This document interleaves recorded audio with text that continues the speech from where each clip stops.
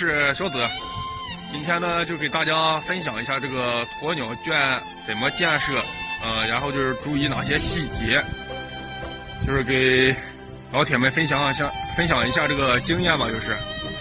然后就是有的粉丝说他这个鸵鸟圈已经建好了，就是等着明年开春吧，打算上苗子，是吧？咱就是发个视频让大家可以看到，就是有没有改进的地方啊？希望对大家有所帮助吧，就是。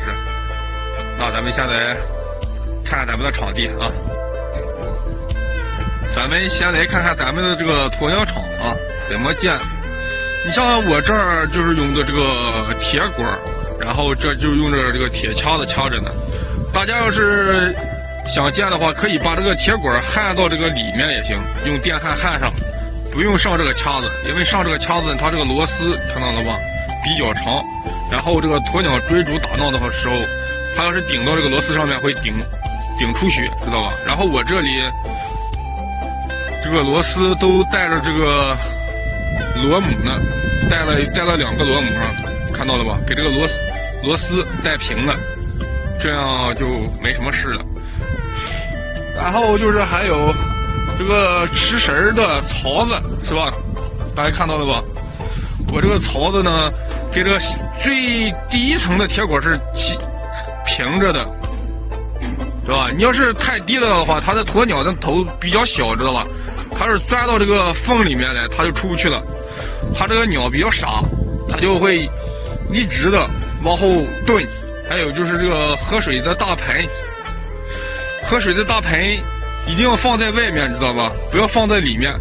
刚开始的时候，我也是这个大盆放到这个铁管下面吧，里面一半，外面一半。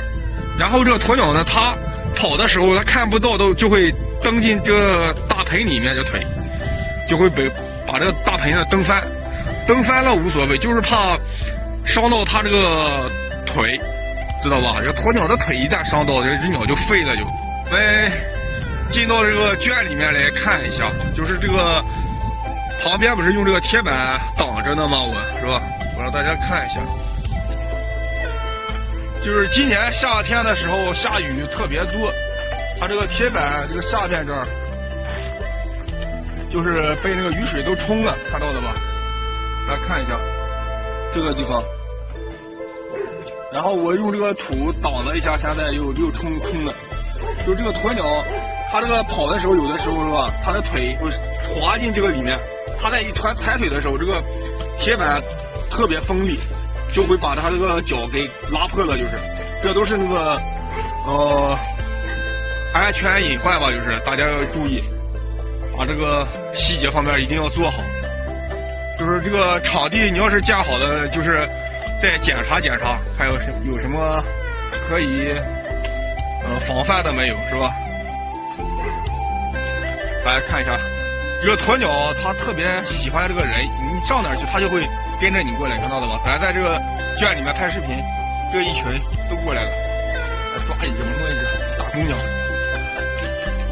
母鸟。